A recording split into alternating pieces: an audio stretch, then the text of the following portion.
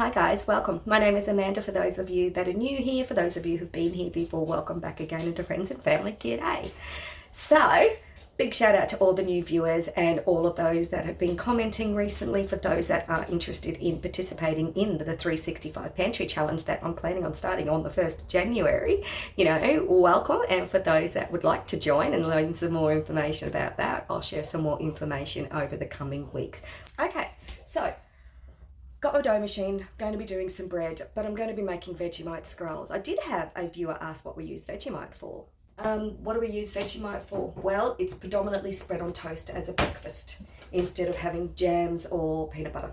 It's also used in our Vegemite Scrolls, and I'm making Vegemite Scrolls. You can get a cheesy Vegemite as well. My father grew up, loved to have cheese on toast with Vegemite, long before it was a thing, apparently. And then suddenly a certain company came out with cheesy Vegemite, and my dad's like, oh my God, I could have been a millionaire, but that's one way to eat it, is with cheese. So think of the things that you have cheese with: toasted cheese sandwich, toasted cheese and Vegemite sandwich, beautiful. Cheese and Vegemite Scrolls with or without cheese, and I'm going to be doing them with cheese. It's also good in stocks, it's also good in soups, it's also good in gravies, it's also good in Asian Oriental style marinades to add that flavour. And I know that I've seen somebody do some sort of small video TikTok-y thing where they had a spoon of Vegemite, and everybody says, the look on the guy's face, because it was a kid, the look on the kid's face when he put it in. My grandson, who's not even a year old, is already on Vegemite, okay? So we start them young, as you do. My daughter loves it, I love it, my son hates the stuff. It's polarizing for some people. You either do or you don't. And I have to say, I do. I absolutely love the taste of this stuff. You don't really want to sit there and watch me eat it, or do you? Doesn't bother me. Yum. To me, it's like snacking on nuts, salted nuts. It's just a thing. My son loves to eat peanut butter by the spoonful. I like to eat Vegemite by the spoonful. That is the reason I've said that we're going to have a problem if I start to run out of that stuff. That is my salt hit. So any ingredient, any recipe, especially soups that I'm making that need salt, Vegemite, quite often for me. I'll make a standard base, pumpkin soup, Thai soups. Now, there was a question, we're doing a bit of a Q&A. There was a question about soups, because in my pantry I have pumpkin soup. Can you see how liquidy this is? Technically, I should not call it pumpkin soup. I should call it vegetable soup that contains pumpkin, because the solid factor of this soup is less than 50%, as you can see how liquidy that is. So the viscosity of the soup is very thin. In fact, I think it's probably even thicker to use the tomato soup in a comparison to my vegetable soup. Okay, these are very thin soups. So it's not an issue with getting the heat through. These are pressure canned, okay? And this one was done in September, and this one was done in July. So doing a vegetable soup that contains pumpkin, and when I say pumpkin, I mean squash. Butternut squashes, we grow them. So butternut squash, which is a very thin pumpkin, or squash, it's technically not pumpkin. That's what I use in my pumpkin soup, and which is why, and it's never on the shelf very long. This one, September, I'm surprised it's still on the shelf. Won't be on the shelf by the end of this week, but it's on the shelf at the moment, but it'll be gone very soon. So that's the pumpkin soups, okay? The guidelines, let me get them, okay, because I want to make sure I give the correct information, all right? Please follow your recipes if you are a new canner, okay? If you are a canner who maybe has some experience and tell the difference between when something is safe or not safe, and has some understanding of the principles of canning, will understand where I'm about to go down a bit of a rabbit hole. All right. Now, this book is the one that I use. All right. It has got the American safety standards in it. We have Australian food standards, but they're based on the American standards. There's also EU standards, which is still testing, and I'm still looking into a few recipes, but I did find one actually for pumpkin soup, which is from Boyle. It's an old recipe, and it was for pressure canning pumpkin soup. But again, the caveat with that recipe is, once again, it did say 50%, and I'm not going to put that recipe up because the book has been revised and that information has been changed from that company. I'm not changing that, okay? But this one, vegetable soups, page 105, for those of you that are curious. It states the cooking times are 60 or 70 minutes for quarts, 60 for pints. And it says vegetable soups. Choose your favourite soup ingredients of vegetables, meat or poultry. Prepare each vegetable as you would for a hot pack in canning. Cooked meat and poultry with the fat removed can also be added if desired. If beans and peas are used, they must be rehydrated first. Combine the ingredients with enough hot water or broth from cooking the meat, poultry or tomatoes to cover. Boil for 5 minutes. Do not thicken or add milk, cream, flour, rice, noodles or other pasta. Add salt to taste. Fill the hot jars halfway with solid mixture. Continue filling with hot liquid, leaving 1 inch headspace. Remove the air and debubble. Wipe your rinse and then add your lids and process.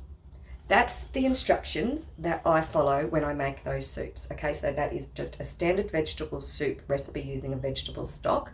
However, it does have pumpkin or in squash. You know, we don't call them squash, we call them pumpkin. You know, it's a butternut pumpkin. So that's what I use for doing my pumpkin soup.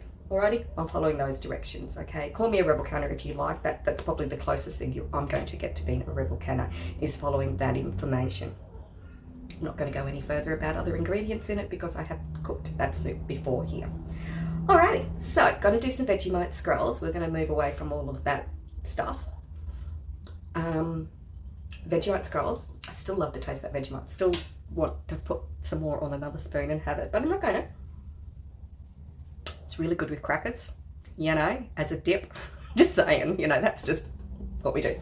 Alrighty, so I'm going to make Vegemite Scrolls, and I've seen a lot of people making Vegemite Scrolls in the past. I've bought Vegemite Scrolls. I've made Vegemite Scrolls. Most of us would just use a piece of bread, put some butter on it, roll it up and eat it, you know, and then from that they've turned it into Vegemite Scrolls. So, you know, it's the same principle. I'm going to make white bread. I'm going to put Vegemite on it with some cheese. I'm going to roll it up, turn it into scrolls and cook them in the oven, and I'm going to put them aside in the freezer individually so that I can pull them out for breakfast every morning as a breakfast. You know what I mean. Quick and easy meal on the way to the stable.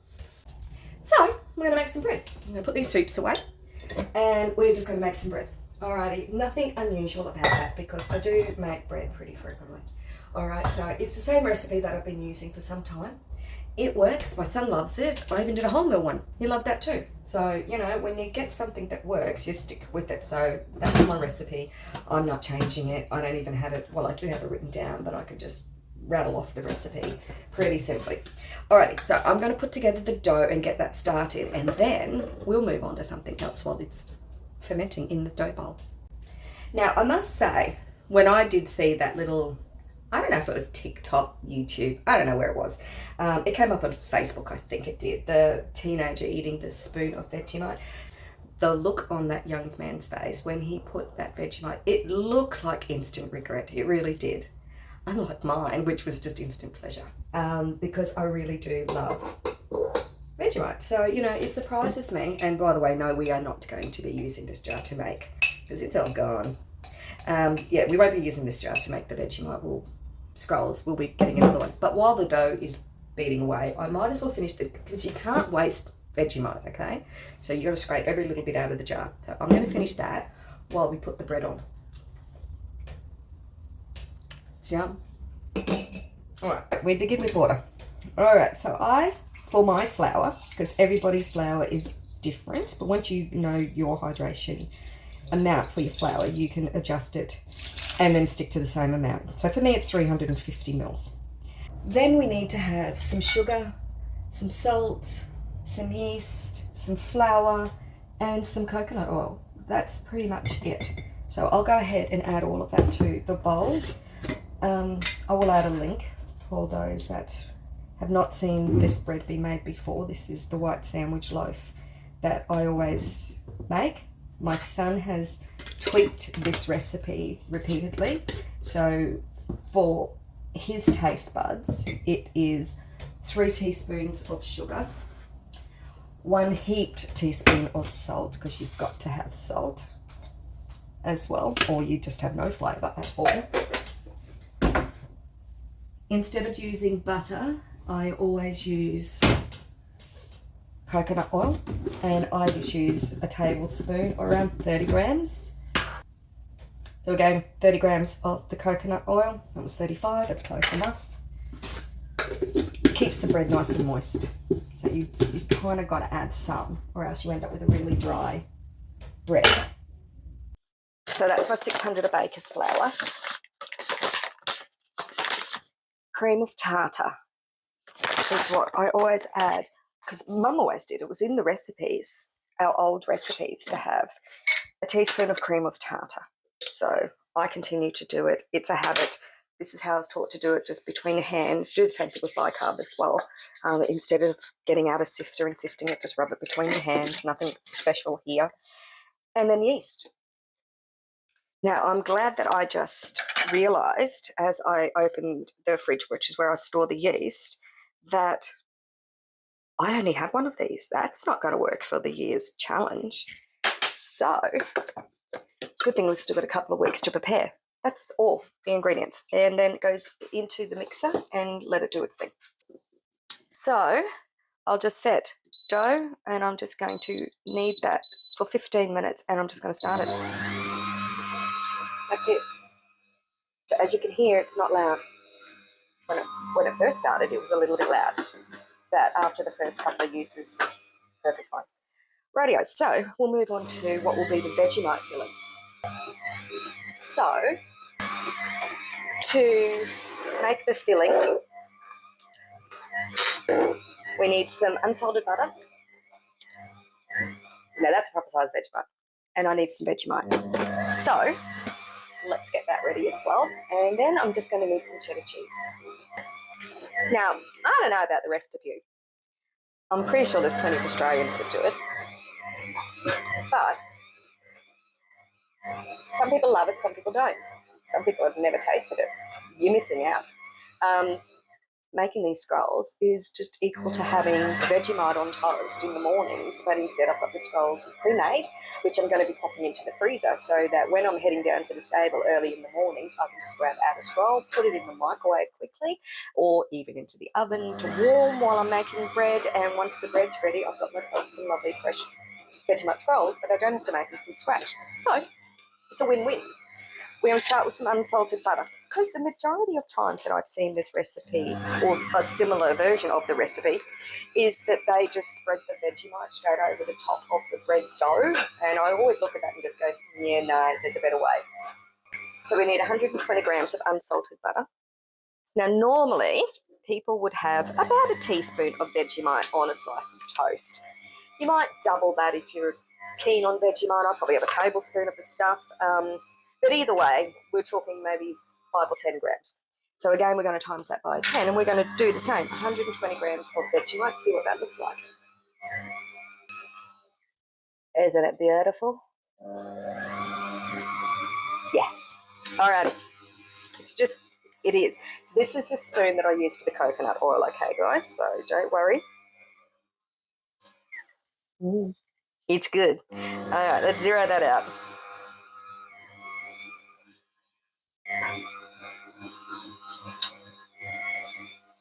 Oh, how good is that? 120 grams. Look at that. 119.8. Perfect. I can save that for my snack later. I really am. I'm going to put that aside. That's for me later. I have to say, it's like eating nuts, salted nuts. It is quite addictive once you do start to eat Vegemite. Alrighty. I know, it's probably cringeworthy to some people, but this needs to go in the microwave to be melted. Okay, we're going to take our melted butter and our Vegemite, and we're literally just going to blend it together. Pretty simple. All right, this is what's going to get spread across our dough instead of just the Vegemite, which is just very difficult to spread over the top of freshly proofed dough without getting big globs of it and being uneven and things like that. So by mixing the butter together and heating the Vegemite, like I said, Vegemite can be used in soups and stocks and marinades, so it does really well to be heated up. Let me just adjust you a little bit. So I'm just going to transfer it to a larger bowl so I can use a whisk, and I will just emulsify all of that Vegemite and the butter together. Vegemite is really good with chocolate too, just for those who are curious. It goes well with chocolate in brownies. In fact, I've got a recipe for Vegemite chocolate brownies as well. Right, that's our Vegemite mix ready to go on top of the dough as soon as the dough is ready, which will just take a few more minutes to finish that kneading process, and then I can go on to the next step. Okay, the dough machine has just gone off, so it is finished kneading. In order to, it now gets switched over to the fermentation stage or the heating. It'll heat up, then allow the dough to, this is the dough, it'll allow the dough to rise with a heated base. Okay, but just to make it easier for cleanup afterwards, because normally I would take the dough out and I would put it into the containers over there, spray it with some oil and do it that way.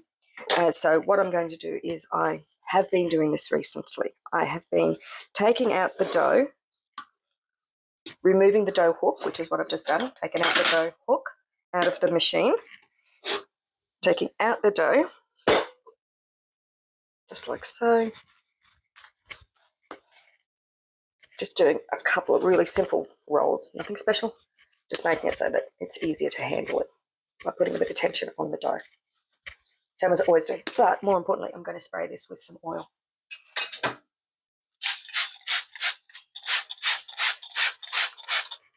Then I'm going to put my dough back in, flatten it out just like when I pop it into the containers. On goes its lid, goes back into the machine, and it goes to the next setting. And it's going to sit there for about 45 minutes or so, warming and rising and proofing its first proof. If you don't have the dough machine, it's simple. Just pop it into a sealed container like I normally do on the windowsill and just leave it be. But that's the reason I got this machine, because now it's got some control. So I'm just going to set that to 45 minutes. Let it do its thing. We can get on to the rest of the ingredients for today. Okay, so a few days ago I made up the fresh pasta, and I made up one of the fettuccinis. This is the fettuccine, and it doesn't have a sauce on it yet, and so we're going to be making the sauce up. I also made up some powdered milk. Just making sure I wasn't being listened to. Some powdered milk. I've got 750 mils of powdered milk left.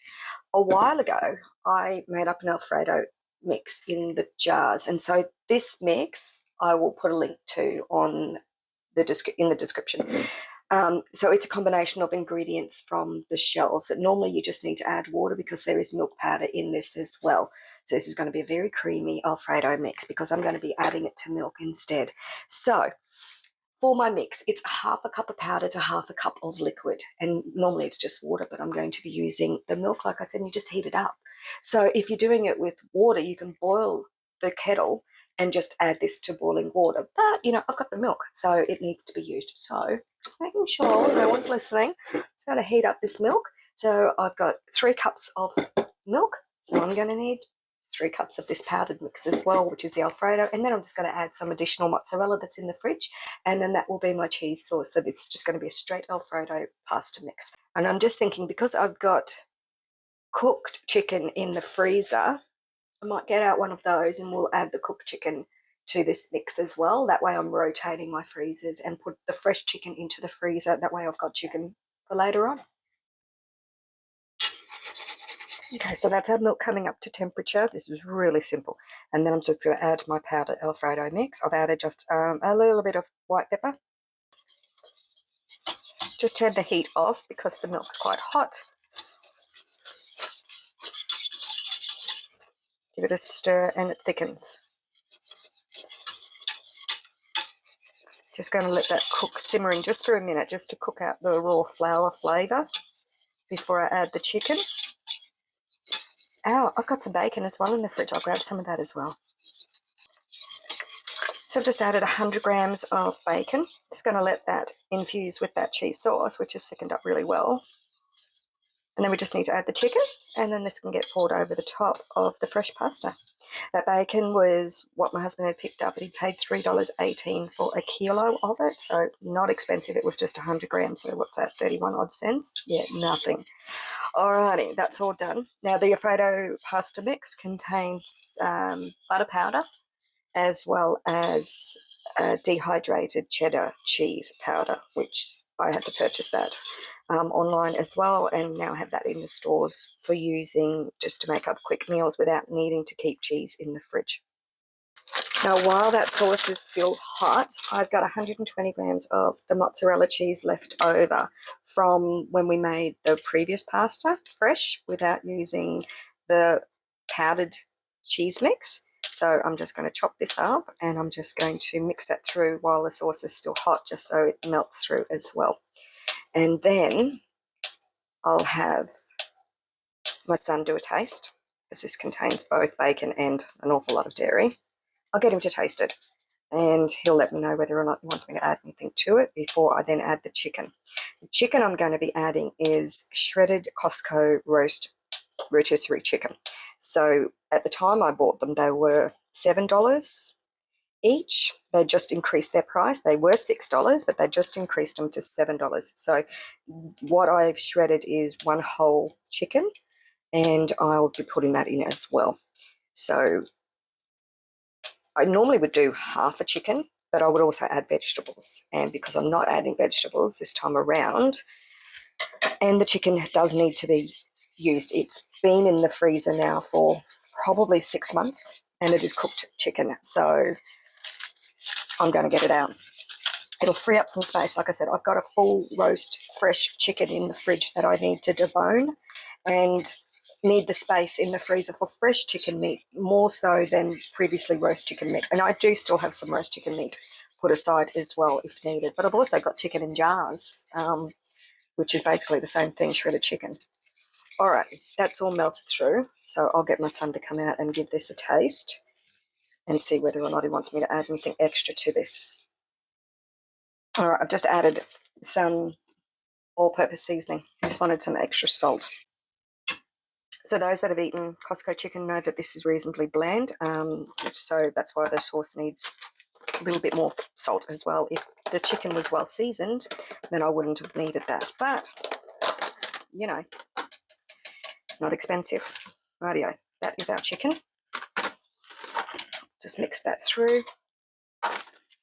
And then we've just got to add the pasta. This is going to make a lot of serves. So that's all of the chicken. This is why I bring the chicken home, shred it up, put it straight into the freezer, and it makes a very quick meal, or in this case, many meals. And then in goes our fresh pasta. That's our pasta in the bowl. I'm just going to change spoons. Now, just like the last sauce that I made, which I'd made with the powdered milk that nobody knew that I'd use the powdered milk, I'm just going to add a little bit of cream as well, just for some. The creams I've purchased a few litres to put aside for making butter throughout the year if I need it. This one's still in the fridge, which will be used for dessert. So that's just a dollop. Mix that through, and then we can meal prep all of this. The chicken was $7.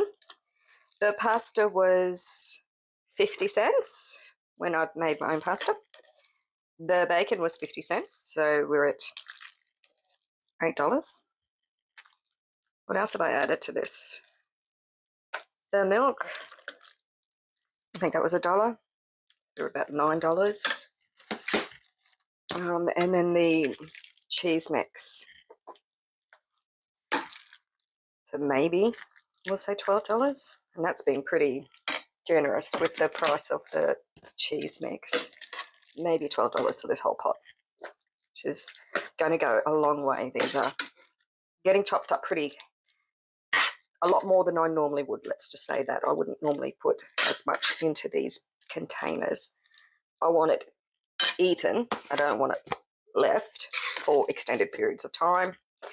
Generally, I need 8 in total normally, and I would normally spread this easily over 8, if not 10. Like I said, if I added vegetables, which I've not done this time. Okay, so that's our meal prep done for the next couple of days, for the mains at least, and we can get back onto doing the Vegemite Scrolls. A big problem. What did she do? Getting bigger. All right, excuse that slight interruption. My son loves to spring things on me every now and then. That was Car. That is our largest python. Completely harmless, okay? They're non-venomous. She's never bitten. She is a big girl. She's over 7 foot, but she is a big sook, as you saw. Alrighty, so let's get on to this. This is going to be our Vegemite scroll. That's our dough. Just going to flatten that. I'm just going to turn that back over so that this is the underside of the dough where we're going to be putting our Vegemite. So I'm just going to shape this out to a rectangle. So I don't roll my doughs out. They don't need to be perfect. They've just got to be roughly a rectangle. Approximately 14 or so inches. And then we've got our Vegemite mix as well. The two, so that's about 16 inches, but it is starting to shrink back a little bit as well. Alrighty, there we go. Let's have that Vegemite. So this is our Vegemite in our butter. So I'm just going to whisk that back together, and then we're just going to spread this out evenly across the whole surface. I said this is all pre-measured out butter and Vegemite, equivalent to what one would put on a normal piece of toast in the morning. About a teaspoon of butter and about a teaspoon or so of Vegemite. So in it goes. Yeah. Like I said, previously all I've seen is people trying to get the Vegemite onto the dough and it just getting stuck and being really uneven and thick and not looking lovely. And so I started doing it this way some time ago, and it just works. So much easier to spread it as well as get an even consistency. I've gone as far as mixing the dough and actually putting the Vegemite in the dough as it's in the machine mixing as well, when I used to use the stand mixer instead of that machine. So either way. Alrighty, that's our butter and our Vegemite. Now we just got to roll him up. So starting on one side, just going to roll it all together.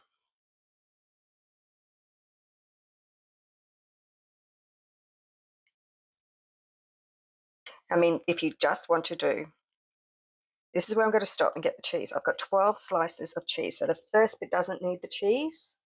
Again, this is cheddar. So it's just our Bega brand sliced cheeses. You can use grated if you like. I'm just trying to make this as simple, and I do, just try to make it as simple as possible.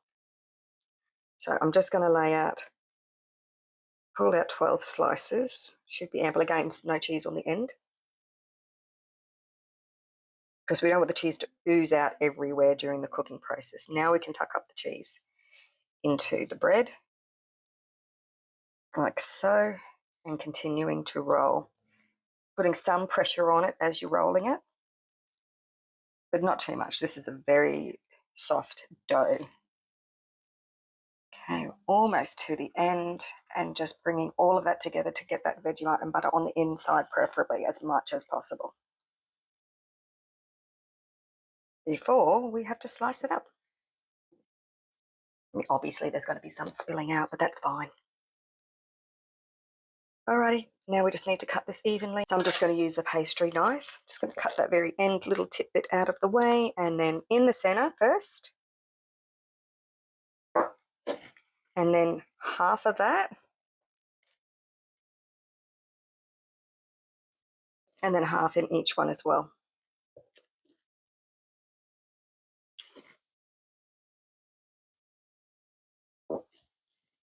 Then onto the tray that all goes.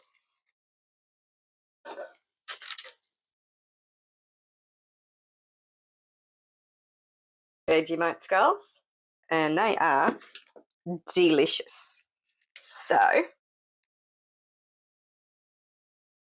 cheesy, Vegemite, beautifully cooked scrolls. These are huge, so one of these would be enough for at least 2 for me. Done? All right. So, thanks for joining me. That was fun. Do love me a good Vegemite scroll. So this is like a breakfast all in one. It's got the Vegemite, the butter, the bread. So all it's got to be done is reheated each day. And I don't have to cook them every day. There are 8 enormous ones. So the really big ones would easily be able to divide it into 2, including the small one, technically. So, that's 16 breakfasts. Yum. Alrighty. Thanks, guys. Bye now.